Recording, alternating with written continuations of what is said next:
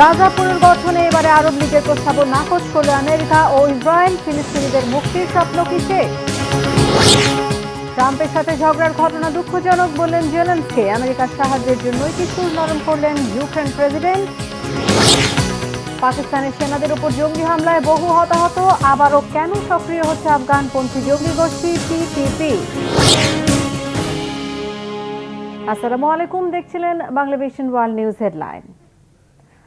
বর্বর ইসরায়েল ও তার মিত্র আমেরিকার বাধায় আবারও থমকে যাচ্ছে ফিলিস্তিনিদের মুক্তির পথ। ফিলিস্তিনিদের গাজায় রেখেই ভূখণ্ডটি পুনর্গঠনে $5,300 কোটি মহা পরিকল্পনায় বুধবার একমত হয় আরব জোট। জানানো হয়েছে 3 ধাপের পরিকল্পনা বাস্তবায়নের সময় একজন ফিলিস্তিনিকেও গাজা ভূখণ্ড ছাড়তে হবে না। কিন্তু এই পরিকল্পনাকে নাকচ করে দিয়েছে আমেরিকা ও ইসরায়েল। তাহলে কি ফিলিস্তিনিরা তাদের ভূখণ্ডে থাকতে পারবে না? তারা কি মুক্তি পাবে না নৃশংস ইসরায়েলের বর্বরতা থেকে? বিস্তারিত মেহরাব হোসেন খানের ডেস্ক রিপোর্টে।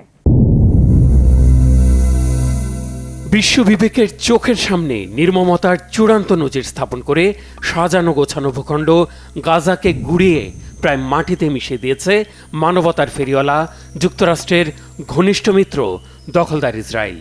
থেমে থেমে যা চলছে এখনও। এবছরের 4 ফেব্রুয়ারি ত্রাণকর্তা সেজে গাজাবাসীর জন্য মায়া কান্নায় আবির্ভূত হন মার্কিন প্রেসিডেন্ট ডোনাল্ড ট্রাম্প। পুনর্গঠনের নাম দেয়া হলেও এটি যে আদতে ফিলিস্তিনিদের ভিটে মাটি থেকে সদল বলে উচ্ছেদ করে গাজা দখলের নামান্তর, তা বুঝতে দেরি হয়নি। আল্লাহর দরবারে ফরিয়াদ আর আরব নেতাদের দিকে তাকিয়ে থাকা ছাড়া আর কি বা করার ছিল অসহায় ফিলিস্তিনিদের? বেশ কিছুদিন ধরে গাজা পুনর্গঠন নিয়ে আরব নেতাদের তৎপরতার গুঞ্জন থাকলেও এবার ঘোষণা দিয়েই ট্রাম্পকে ঠেকাতে মাঠে নেমেছে আরব লীগ। গাজা দখলে ট্রাম্পের লোভাতুর ঘোষণার ঠিক 1 মাসের মাথায় বিকল্প পরিকল্পনা সর্বসম্মতভাবে গ্রহণ করা হয়েছে মিশরের রাজধানী কায়রোতে অনুষ্ঠিত আরব লীগের সম্মেলনে। 91 পৃষ্ঠার পরিকল্পনা উত্থাপন করেন মিশরের president Abdel Fattah al CC.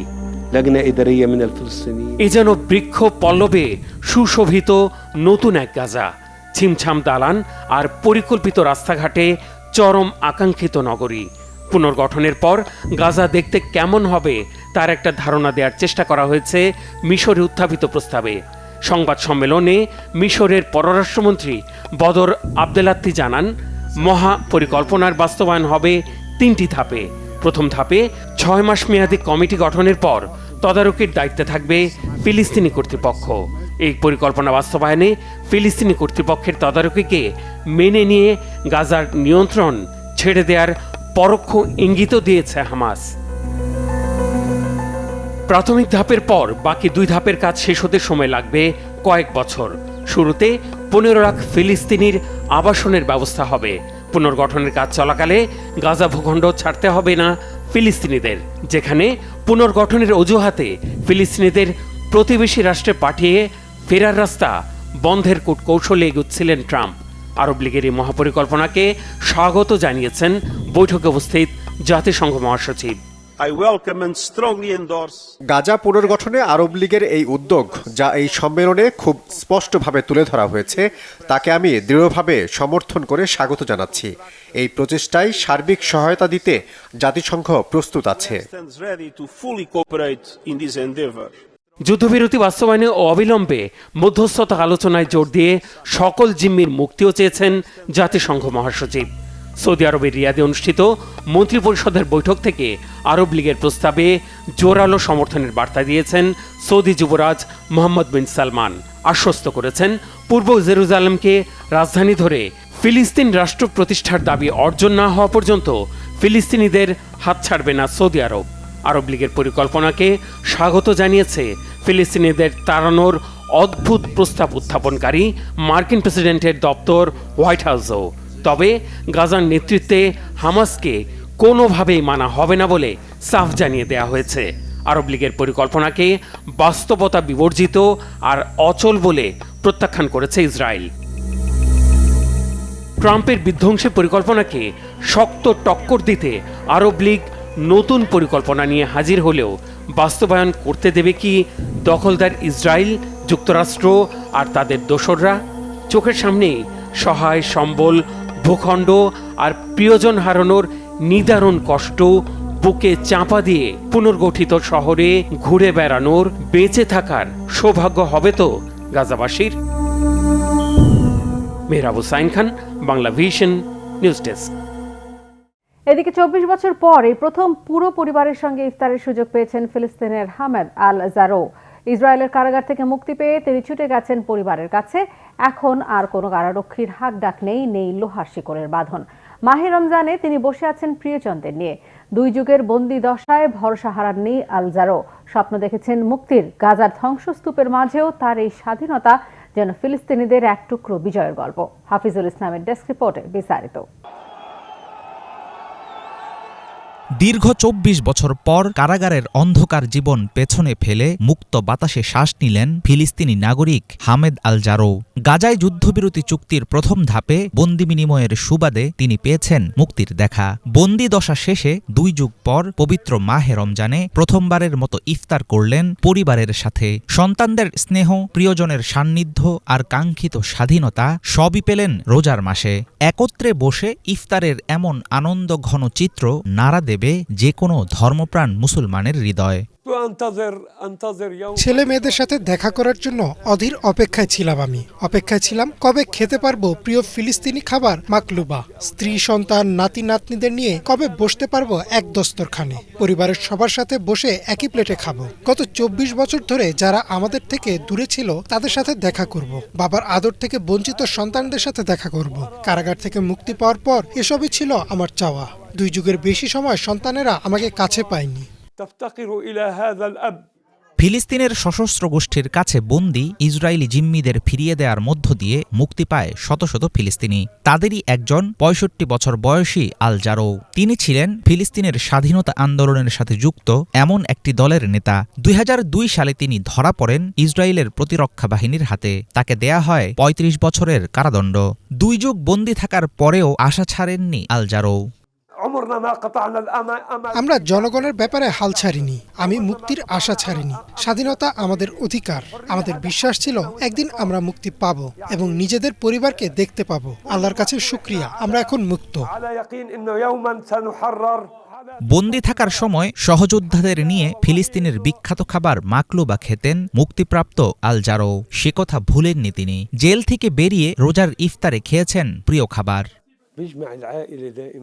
কারাগারের ভেতরে হোক বা বাইরে, পরিবারের সাথে একত্রিত হওয়ার ব্যাপারটা বেশ চমৎকার। জেলের অন্য বন্দীরা আমার সন্তানের মতো ছিল। আমরা একসাথে মাকলুবা খেতাম। এই খাবার আইটেমটি আমার অনেক প্রিয়। তাই যখন কারাগার থেকে মুক্তি পেলাম তখন চেয়েছিলাম রমজানের প্রথম দিনে আমার সন্তানদের নিয়ে মাকলুবা খাবো। রমজানের প্রথম দিন ফিলিস্তিনের দখলকৃত পশ্চিম তীরের হেব্রনে হামেদের বাড়িতে জড়ো হয় পরিবারের 70 জনের বেশি সদস্য। ছেলে মেয়ে, স্ত্রী ও নাতি নাতনিদের আগমনে সরগরম হয়ে ওঠে বাড়ি।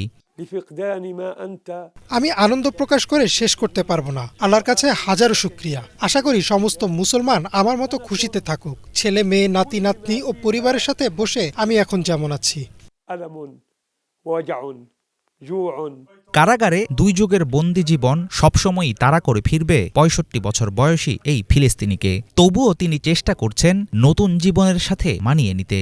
জানালেন, স্বাধীনতার মতো সুন্দর আর কিছু নেই। এখানে কোনো বিধিনিষেধ নেই। আমরা খাওয়া শুরু করলে বন্দীদের গণনা করার জন্য কারারক্ষীদের চলে আসার ভয় পেতে হচ্ছে না। ইফতারের সময় কারারক্ষীরা কি করবে সেটা নিয়ে ভাবতে হচ্ছে না। কোনো রকম দুশ্চিন্তা, ভয় ছাড়াই খেতে পারছি। যে কোনো সময় কারারক্ষীরা দরজায় কড়া নাড়বে কিংবা আমাকে সরে যেতে বলবে, এসব কিছুই এখন মাথায় রাখতে হচ্ছে না। ইচ্ছে মতো খেতে পারছি। পৃথিবীর সবচেয়ে সুন্দর জিনিস হলো মুক্ত থাকা। স্বাধীন থেকে পরিবারের সবার সাথে বসতে পারা অনেক মূল্যবান একটি বিষয়।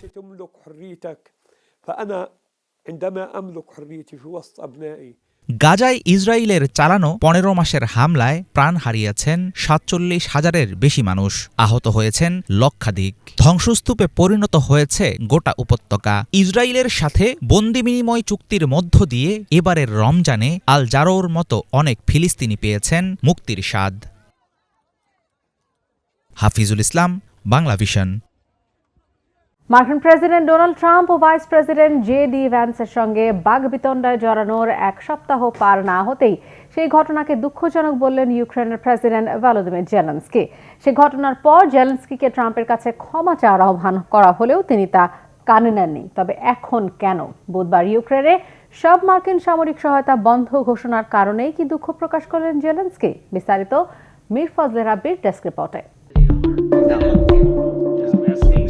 দিন কয়েক আগেই যুক্তরাষ্ট্রের ওভাল অফিসে মার্কিন প্রেসিডেন্ট ডোনাল্ড ট্রাম্পের সঙ্গে বাকবিতণ্ডায় জড়িয়ে আলোচনার জন্ম দিয়েছিলেন ইউক্রেনের প্রেসিডেন্ট ভলোদিমির জেলেনস্কি। এতে কিয়েভ ওয়াশিংটনের বিরল খনিজ সম্পদ চুক্তির বিষয়টি অনিশ্চয়তা পড়লেও জেলেনস্কির সাহসিকতার প্রশংসা করেছিলেন অনেকে। ইউরোপ জুড়েও তিনি পেয়েছিলেন উষ্ণ অভ্যর্থনা। নজিরবিহীন ওই ঘটনার পর যুক্তরাষ্ট্রের পক্ষ থেকে জেলেনস্কিকে ট্রাম্পের কাছে ক্ষমা চাওয়ার আহ্বান জানানো হলেও তিনি তা কানে নেননি। জেলেনস্কি স্পষ্টভাবে জানিয়েছিলেন তিনি ডোনাল্ড ট্রাম্প ও জেডি ভ্যান্সের সঙ্গে হওয়া উত্তপ্ত বাকবিতণ্ডার জন্য ক্ষমা চাইবেন না। তবে সপ্তাহ না পেরোতেই সুর পাল্টালেন তিনি। ওভাল অফিসের সে ঘটনার জন্য এবার দুঃখ প্রকাশ করলেন জেলেনস্কি। যুক্তরাষ্ট্র ইউক্রেনে সব ধরনের সহায়তা বন্ধের ঘোষণা দেওয়ার পর প্রথমবারের মতো মুখ খুললেন জেলেনস্কি। মঙ্গলবার সামাজিক যোগাযোগ মাধ্যম এক্সে এক দীর্ঘ পোস্টে তিনি তার অবস্থান ব্যাখ্যা করেন। ট্রাম্পের সঙ্গে সাম্প্রতিক বাকবিতণ্ডার বিষয়ে দুঃখ প্রকাশ করে জেলেনস্কি বলেন, গত শুক্রবার হোয়াইট হাউসে আমাদের বৈঠকটি যেভাবে হওয়ার কথা ছিল সেভাবে হয়নি। এটি দুঃখজনক যে বিষয়টি এমনভাবে ঘটেছে। এখন সময় এসেছে বিষয়গুলো ঠিক করার। আমরা চাই ভবিষ্যতে সহযোগিতা ও যোগাযোগ আরও গঠনমূলক হোক। জেলেনস্কি আরও বলেন, আমাদের সার্বভৌমত্ব ও স্বাধীনতা বজায় রাখতে যুক্তরাষ্ট্র যা করেছে আমরা সেটিকে সত্যিই মূল্যবান মনে করি। স্থায়ী শান্তি প্রতিষ্ঠায় আমি এবং আমার দল প্রেসিডেন্ট ট্রাম্পের শক্তিশালী নেতৃত্বে কাজ করতে প্রস্তুত। আমরা যুদ্ধের অবসান ঘটাতে দ্রুত কাজ করতে চাই। এছাড়া যুক্তরাষ্ট্রের সঙ্গে যে কোনো সময় খনিজ চুক্তি করতে প্রস্তুত বলেও জানিয়েছেন ইউক্রেনের প্রেসিডেন্ট। তার মতে এটি হবে ইউক্রেনে স্থায়ী শান্তি আনার বড় ধাপ। রাশিয়া ইউক্রেন সংকট ঘিরে যুক্তরাষ্ট্রের সর্বশেষ পদক্ষেপ ছিল ইউক্রেনকে সামরিক সহায়তা স্থগিত করা। এর মধ্য দিয়ে ৩ বছর ধরে চলা এই যুদ্ধ নিয়ে যুক্তরাষ্ট্রের নীতির পরিবর্তন স্পষ্ট হয়েছে, যা মস্কোর পক্ষে ট্রাম্প প্রশাসনের অবস্থান পরিষ্কার করেছে। যদিও জেলেনস্কি তার বিবৃতিতে যুক্তরাষ্ট্রের সামরিক সহায়তা স্থগিতের বিষয়ে কিছুই উল্লেখ করেননি। এর আগে ওভাল অফিসের ঘটনার জন্য জেলেনস্কিকে প্রকাশ্যে ক্ষমা চাইতে হবে বলে জানায় মার্কিন সংবাদ মাধ্যম ফক্স নিউজ। নাম প্রকাশে অনিচ্ছুক এক মার্কিন কর্মকর্তার বরাত দিয়ে ফক্স নিউজের প্রতিবেদক পিটার ডুসি দাবি করেন, মার্কিন এক জ্যেষ্ঠ কর্মকর্তা জানিয়েছেন খনিজ চুক্তি ইস্যুতে কিছুই হবে না যতক্ষণ না জেলেনস্কি তার আচরণের জন্য ক্ষমা চান। একই দিনে ইউক্রেনের এক কর্মকর্তা ফক্স নিউজকে জানান, ট্রাম্প ও ভ্যান্সের কাছে মাথা নত করবেন না জেলেনস্কি। তবে শেষমেশ নিজের অবস্থান থেকে সরে আসতে এক প্রকার বাধ্যই হলেন জেলেনস্কি। মীর ফজলে রাব্বি, বাংলা ভিশন। পাকিস্তানের খাইবার পাখতুনখা প্রদেশে সেনানিবাস লক্ষ্য করে আত্মঘাতী হামলা আর পাল্টা প্রতিরোধে ৬ জঙ্গি সহ অন্তত ২১ জন নিহত হয়েছে। আহত হয়েছে অন্তত ২৫ জন। মঙ্গলবার খাইবার পাখতুনখা প্রদেশের বান্নু জেলায় অবস্থিত সেনানিবাসে হামলার দায় স্বীকার করেছে তেহরিকে তালেবান পাকিস্তান টিটিপি। সেনা সদরের বিবৃতিতে জানানো হয়েছে, গোলাগুলিতে টিটিপির ৬ জঙ্গি নিহত হয়েছে।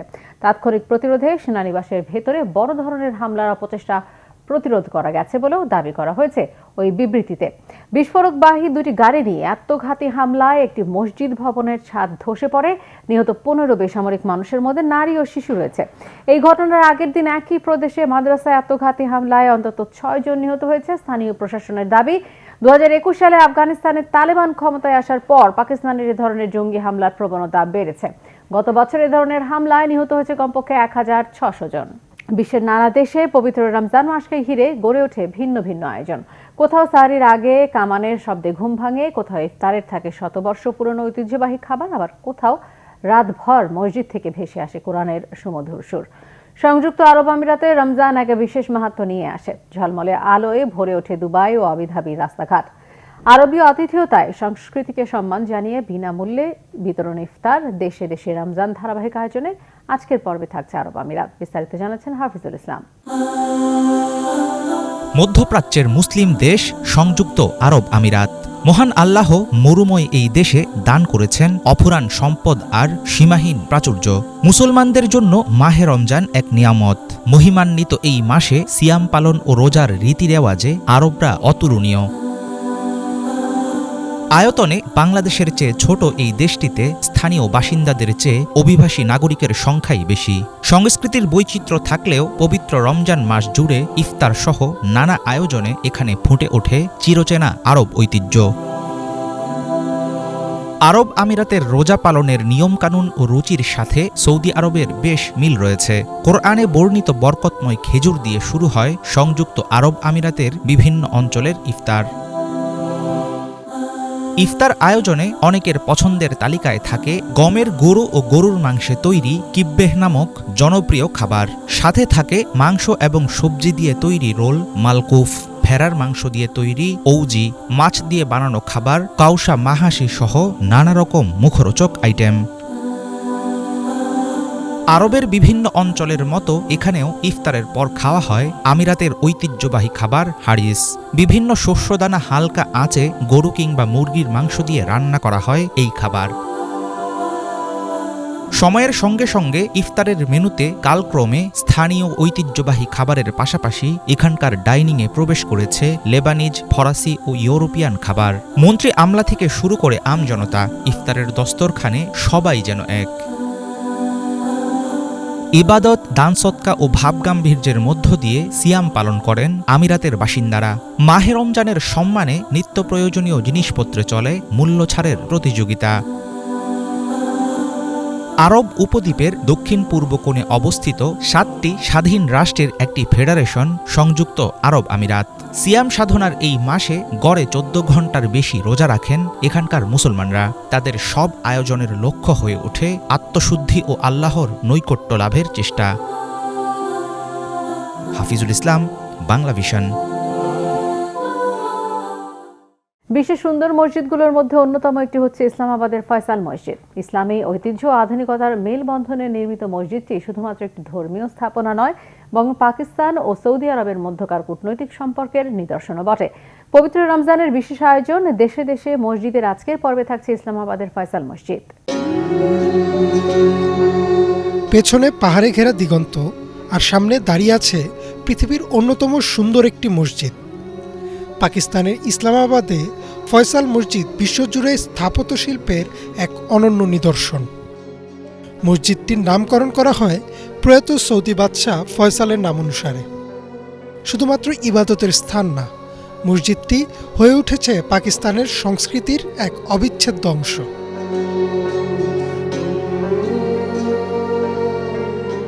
মসজিদটির নকশা করেন বিখ্যাত তুর্কি স্থাপত্যশিল্পী ভেদাত ডালোকে। মসজিদটির ডিজাইনের মাধ্যমে যেমন ইসলামিক নকশা ফুটে উঠেছে, একই সঙ্গে রয়েছে আধুনিকতার ছোঁয়াও।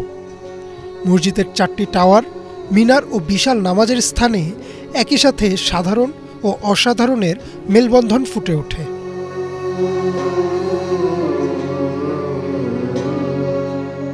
মসজিদের অন্যতম একটি বিষয় হচ্ছে এর ত্রিভুজাকার, যেটি কিনা মুসলিম উম্মার ঐক্য নির্দেশ করে। সাধারণ চতুর্ভুজাকার থেকে বের হয়ে এমন আকৃতি যেন মসজিদটিকে দিয়েছে এক অনন্য সৌন্দর্য।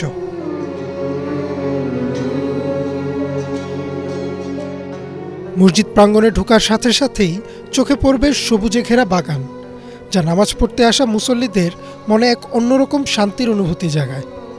মসজিদের ভেতরের অংশ চমৎকার মার্বেল পাথর দিয়ে তৈরি। চমৎকার নকশা আর ক্যালিগ্রাফিতে মসজিদের ভেতরের অংশকে আরও সুন্দর করে ফুটিয়ে তোলা হয়েছে।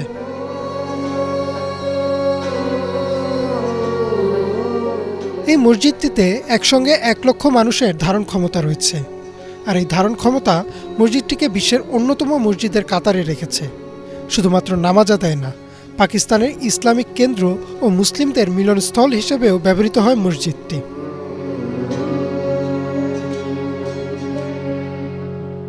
ধর্মীয় গুরুত্বের পাশাপাশি মসজিদটি রয়েছে একটি রাজনৈতিক গুরুত্ব। এই মসজিদটি সৌদি আরব আর পাকিস্তানের মধ্যকার কূটনৈতিক সুসম্পর্কের এক নিদর্শন। 70-এর দশকে মসজিদটি নির্মাণের সময় তৎকালীন সৌদি বাদশাহ ফয়সালেরও অবদান ছিল। 2 দেশের যৌথ উদ্যোগে নির্মিত এই মসজিদের কারণে সৌদি ও পাকিস্তানের মধ্যকার সম্পর্ক অনেকটা পাকাপাকিভাবেই মধুর হয়ে যায়।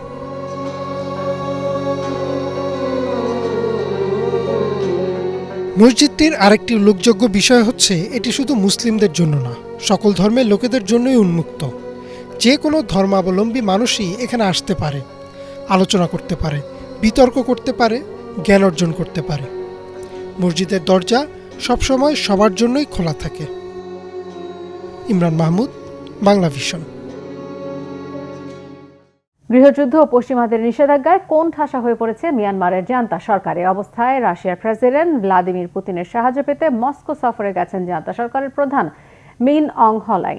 মঙ্গলবার পুতিনের সঙ্গে আনুষ্ঠানিক বৈঠক করেন তিনি। এ সময় পুতিনকে গৌতম বুদ্ধের ভবিষ্যৎবাণী করা রাজা হিসেবে ইঙ্গিত করে হ্লাইং বলেন, বহুমেরুর বিশ্ব তৈরিতে রাশিয়া যে প্রচেষ্টা চালাচ্ছে তা ঠেকানোর লক্ষ্যে ইউক্রেন যুদ্ধের সূচনা করেছে পশ্চিমারা। এই যুদ্ধে মিয়ানমার বরাবরই রাশিয়ার সাথে আছে বলে জানান মিং অং হ্লাইং। ভিজুয়াল জোবাইরের ডেস্ক রিপোর্টে বিস্তারিত। নির্বাচিত সরকারকে হটিয়ে ক্ষমতায় বসায় ও সাধারণ মানুষের ওপর গৃহযুদ্ধ চাপিয়ে দেয় পশ্চিমাদের একের পর এক অর্থনৈতিক ও রাজনৈতিক নিষেধাজ্ঞায় নাজেহাল মিয়ানমারের জান্তা সরকার। একই সাথে গৃহযুদ্ধেও কোণঠাসা হয়ে পড়েছে তারা। এ অবস্থা থেকে পরিত্রাণের আশায় রাশিয়ার সহযোগিতা খুঁজছেন মিয়ানমারের জান্তা সরকারের প্রধান মিন অং হ্লাইং।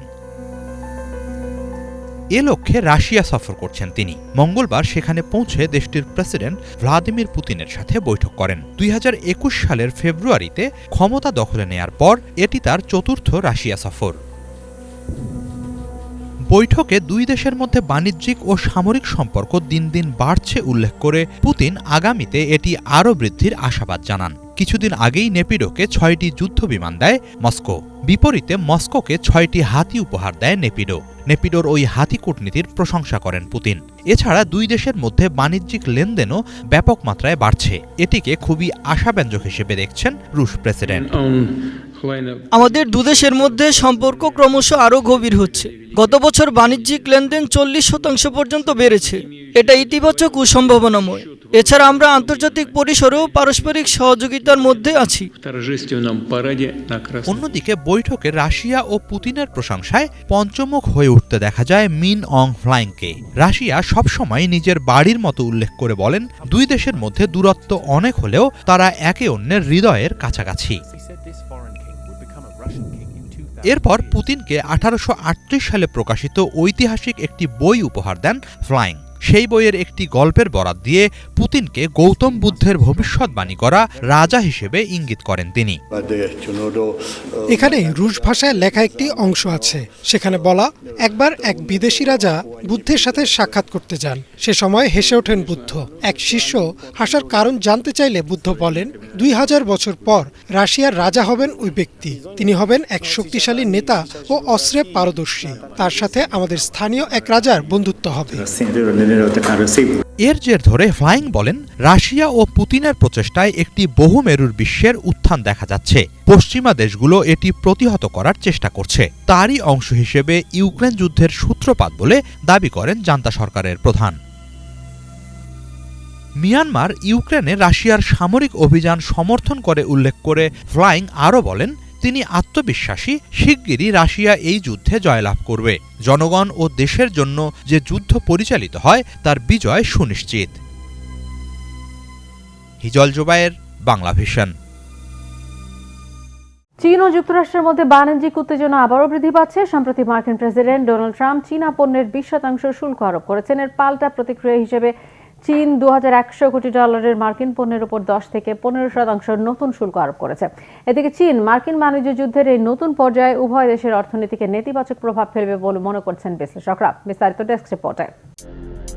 আবারও বাড়ছে চীন ও যুক্তরাষ্ট্রের মধ্যে বাণিজ্যিক উত্তেজনা। সম্প্রতি চীনা পণ্যের উপর অতিরিক্ত 10% শুল্ক আরোপ করেছেন মার্কিন প্রেসিডেন্ট ডোনাল্ড ট্রাম্প। ফেব্রুয়ারি মাসের 10% সহ গত 4 মার্চ চীনা পণ্য আমদানির উপর কমপক্ষে 20% শুল্ক কার্যকর করা হয়েছে। এর প্রতিক্রিয়ায় প্রায় $2100 কোটি মার্কিন পণ্য আমদানির উপর 10 থেকে 15% নতুন শুল্ক আরোপ করেছে চীন।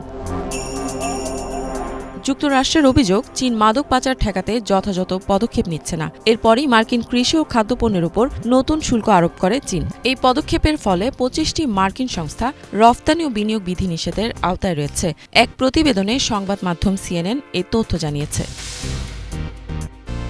এদিকে চীনের অর্থ মন্ত্রণালয় জানিয়েছে আগামী ১০ মার্চ থেকে মার্কিন মুরগি, গম, ভুট্টা এবং তুলার উপর অতিরিক্ত ১৫% ও মার্কিন সয়াবিন, জোয়ার, শূকরের মাংস, গরুর মাংস, জলজ পণ্য, ফল ও সবজি এবং দুগ্ধজাত পণ্য আমদানিতে অতিরিক্ত ১০% শুল্ক আরোপ করবে চীন। চীনের বাণিজ্য মন্ত্রণালয় একটি আলাদা বিবৃতিতে জানিয়েছে, যুক্তরাষ্ট্রের একতরফা শুল্ক নীতি বিশ্ব বাণিজ্য সংস্থার বিধিবিধানকে মারাত্মকভাবে লঙ্ঘন করেছে। এটি চীন যুক্তরাষ্ট্রের মধ্যে অর্থনৈতিক ও বাণিজ্যিক সহযোগিতার ভিত্তিকে দুর্বল করে। বিবৃতিতে আরও উল্লেখ করা হয়, চীন তার বৈধ অধিকার ও স্বার্থ সুরক্ষিত রাখতে দৃঢ় প্রতিজ্ঞ থাকবে। চীনের পররাষ্ট্র মন্ত্রণালয় জানিয়েছে, তারা কখনোই কোনো ধরনের হুমকি বা চাপের কাছে আত্মসমর্পণ করবেন না। এই শুল্ক আরোপের প্রক্রিয়াকে মার্কিন যুক্তরাষ্ট্রের ব্ল্যাকমেইল করার কৌশল বলে মনে করছে চীন। তবে বিশেষজ্ঞরা মনে করছেন, চীন এখনও আলোচনার জন্য প্রস্তুত রয়েছে। এই বাণিজ্য যুদ্ধ মার্কিন কৃষকদের জন্য একটি বড় ধাক্কা হিসেবে গণ্য হতে পারে, যেহেতু চীন যুক্তরাষ্ট্রের প্রধান কৃষিপণ্য বাজার। যদিও এর আগে থেকেই চীনে মার্কিন কৃষিপণ্যের চাহিদা ব্যাপকভাবে কমে গেছে। উদাহরণস্বরূপ ২০২৪ সালে চীন যুক্তরাষ্ট্র থেকে $২,৯২৫ কোটি কৃষিপণ্য আমদানি করে, যা ২০২২ সালে ছিল $৪,২৮০ কোটি। বিশ্লেষকদের ধারণা, যদি দুই দেশ আলোচনার মাধ্যমে সমঝোতায় না আসে, তবে শুল্ক হার ৬০% পর্যন্ত বাড়তে পারে। ফলে সরবরাহ চেইনে উল্লেখযোগ্য পরিবর্তন ঘটতে পারে ও মার্কিন কৃষকদের জন্য নতুন বাজার খোঁজার প্রয়োজন দেখা দিতে পারে। বিশ্লেষকরা আরও ধারণা করছেন, চীন মার্কিন বাণিজ্য যুদ্ধের এই নতুন অধ্যায় উভয় দেশের অর্থনীতির উপর বিরূপ প্রভাব ফেলতে পারে। যদিও চীন আলোচনা ও সমঝোতার মাধ্যমে সমাধান করতে আগ্রহী, তবুও পরিস্থিতি আরও জটিল হওয়ার আশঙ্কা তৈরি হয়েছে। ইফাত জাহান, বাংলাভিশন। এই ছিল আজকের মতো, সাথে থাকায় ধন্যবাদ।